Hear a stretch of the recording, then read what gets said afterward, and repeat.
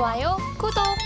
펀스탁TV 황호준 외환시장 분석 연구원님 연결되어 있습니다. 연구원님 안녕하십니까? 네, 안녕하세요. 네, 반갑습니다. 첫 번째 이슈부터 짚어보도록 하죠. 이제 12월도 얼마 남지 않았습니다만 통상적으로 연말은 연말 랠리라고 불리면서 좋은 흐름을 가져갔던 적이 많았는데 지금은 현재 그렇지 않습니다. 이 시기에 저희가 짚어봐야 할 점이 있다고요. 네, 역사적으로 증시는 12월에 오르는 경향이 있고 특히 12월 하반기는 1년 중 수익률이 가장 높은 걸로 유명하죠.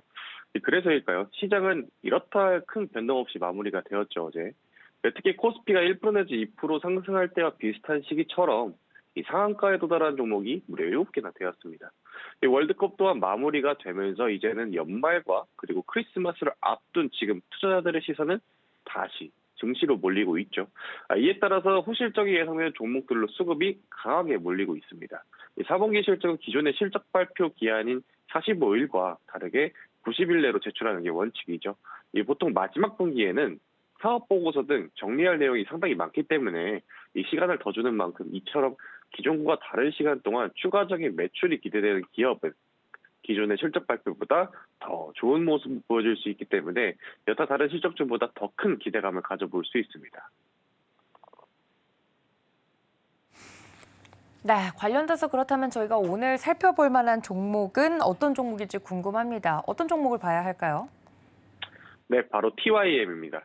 이 4분기 기존의 실적 발표 기간보다 더 길다. 앞서 말씀드렸죠. 이에 따라서 농기계 수출 전문 기업인 이 TYM을 관심 있게 봐야 됩니다. 이 종목은 러시아 우크라이나 전쟁이 종전의 냄새만 살짝 풍겨도 상당한 급등세를 보였던 종목이죠. 허나 이번에 이 4분기 호실적인 기대감으로 지난 2거래일간 강한 상승을 보여주었습니다. 이후로는 이 국내의 노후 농기계 교체 시즌이 다가온 만큼 이 매출이 꾸준하게 상승하는 모습을 보여주었으며 해외 수출 물량 또한 증가했다 보는데요. 이에 따라서 최대 수출 국가인 미국의 매출이 상당히 눈에 띕니다. 또한 미국의 타겟층으로 자율주행 및 텔레매틱스 사업에도 진출해서 여타 농기계 관련주들과 다르게 더욱 강한 모습을 보여주고 있고요. 현재 TYM의 매출 구조는 한국이 33.6%, 미국이 59.1%를 담당하는 만큼 매수보다는 수출에 더욱 강한 모습을 보여주고 있습니다.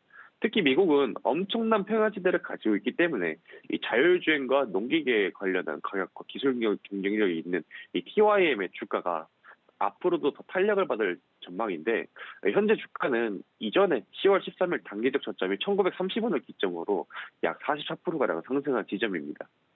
이 장기간 이뤄진 시간 가격적 조정과 함께 장기 이동평균선을 강하게 돌파하면서 골든 크로스와 함께 20일, 60일 그리고 120일 이동평균선의 지지를 탄탄하게 받고 있습니다.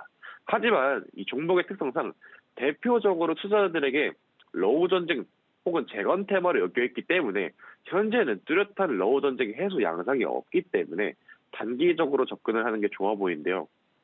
이 매수가로는 2,800원 이하, 손절가는 2,600원, 1차 목표가로는 3,200원, 2차 목표가로는 3,400원 제시를 해드리겠습니다. 이 종목의 특성상 4분기 호실적 전망이라는 테마가 가라앉는다면은 러우 전쟁의 종전을 기다려야 하기 때문에 이 장중 대응이 빠르신 분들에게만 접근하는 걸 권장드리겠습니다. 네, 이런 시기일수록 실적에 조금 더 집중하자 오늘의 종목 TYM 이야기를 해드렸습니다. 장중 대응이 조금 빠른 분들에게 추천드리는 종목이라고 하니까 여러분들 이 종목에 대한 특성도 파악해 보시면 좋을 것 같습니다. 자, 다음 이슈로 넘어가 보도록 하죠. 코로나19 이 겨울 유행 증가세가 이어지는 가운데 실내 마스크 해제와 관련된 내용들이 나오고 있습니다. 오늘 정부가 조정안을 발표하겠다는 내용이 있었는데 관련 내용 짚어주신다고요? 네, 실내 마스크 해제 이야기가 상당히 본격화되고 있죠. 23일에 이 조정안을 발표할 것이라고 하는데 일부 시설을 제외하고 실내 마스크 의무 착용을 해제하는 방향으로 가닥이 잡히고 있는 것 같습니다. 이 OECD 국가 중 실내 마스크 의무 국가는 한국과 이집트밖에 없다고 하는데 우리나라도 이제는 자율에 맡길 때가 되었다고 보고 있는 것 같죠. 현재 한국은 1월 설 연휴를 앞뒀기에 이를 의식한 움직임이라 일각에서는 판단을 하고 있습니다. 하지만 아직까진 정부에서는 구체적인 날짜를 언급하지 않는 살짝 한 발 빼는 듯한 모습을 보여주고 있죠. 이 정부 관계자에 따르면은 23일 금요일 이에 대해서 세부적인 내용을 공개할 예정인데 관련해서 마스크를 벗게 되면 수혜가 예상되는 직접적인 화장품 관련주들과 그리고 실내 스포츠, 오락시설, 카지노 등의 수혜가 예상되고 있는 가운데 테마 옥석 가리기 장세가 펼쳐질 전망입니다. 네, 본격적으로 좀 실내 마스크 이제 의무 해제가 되면 관련돼서 리오프닝 관련주들도 탄력적으로 움직일지 궁금한데 오늘 준비해 주신 종목은 어떤 종목일까요? 네, 바로 CNC 인터내셔널입니다. 이 CNC 인터내셔널은 대표적으로 대한민국의 화장품 제조회사로서 단순 생산을 뛰어넘어서 이 독자적인 개발과 연구를 동시에 하는 회사로 잘 알려져 있죠. 이 시장 참여자들은 색조 화장품의 대장주로도 잘 알고 있고요.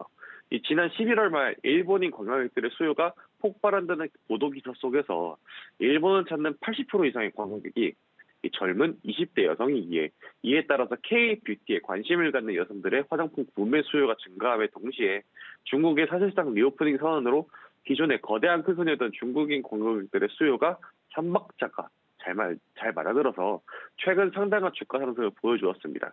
여기에 국내에서의 실내 마스크 의무화 해제 이슈가 합쳐진다면은 K-뷰티의 본고장인 대한민국에서의 화장에 대한 수요가 다시금 활활 타오를 전망입니다. 현재 뷰티에 대한 관심은 그리고 여성을 뛰어넘어서 이제 남성도 신경을 쓰고 있는 상황인데요. 이에 따라서 주가는 한 단계 더 업그레이드될 전망이 지배적입니다. 현재 주가는 최고가를 지난 12월 7일 29,450원에 형성을 해서 신규 진입은 조금 망설여지는 자리인데요. 이에 따라서 진입가는 충분한 가격 조정이 이루어지는 27,000원으로 제시를 해드리며 이 손절가는 20일 이동평균선 지지 라인인 25,500원으로 제시를 해드리겠습니다. 목표가로는 사실상 현재 신고가와의 갭 차이가 23% 정도 나는 지점이기 때문에 조금 부담이 되는 자리이긴 하나 그간의 종목의 특성상 스윙 라인을 차라리 짧게 잡고 재진입을 고려를 한다면 상장 이래 최고 신고가까지의 갭까지 충분히 먹고 또 먹는 전략을 취하기 아주 좋은 종목이라 보입니다.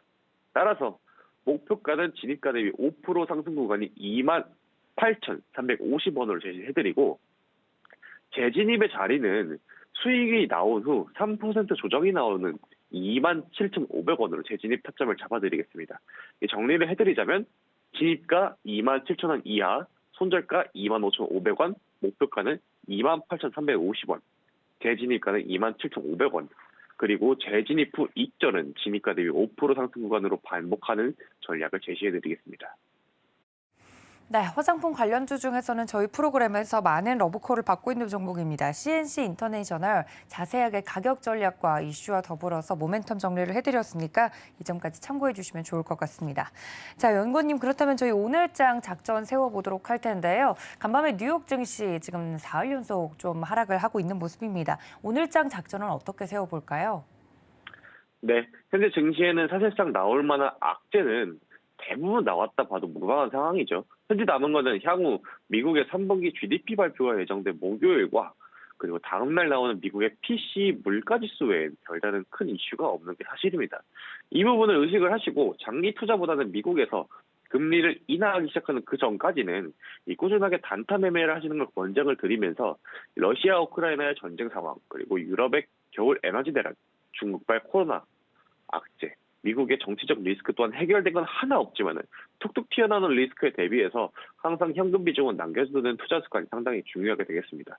또한 이번 주 하락을 하게 되면 코스피는 6주 연속 하락을 하게 되는 거죠. 2001년 이후 5주 이상 연속 하락한 경우를 찾아를 봤는데 총 8번이 있었습니다. 이 가장 길었던 경우는 2008년 7월 총 7주 연속 하락으로 6주 하락은 2016년 12월에 한 번 있었죠. 기간 평균의 낙폭 구간은 마이너스 9.9%인데 이번 하락 낙폭이 약 마이너스 5.3% 정도니까 평균치보다는 조금 양호했다라고 볼 수 있습니다. 하락이 멈춘 후에는 다음 주 반등은 평균 2.9%가량이 나왔었죠. 어지간하면은 5주 이상 연속 하락은 잘 안 나온다는 통계 그리고 돌아서면 다음 주 반등이 제법 된다는 통계를 제가 전달해드렸습니다. 여러분 거의 다 왔습니다. 포기하지 말고 화이팅입니다. 좋아요, 구독!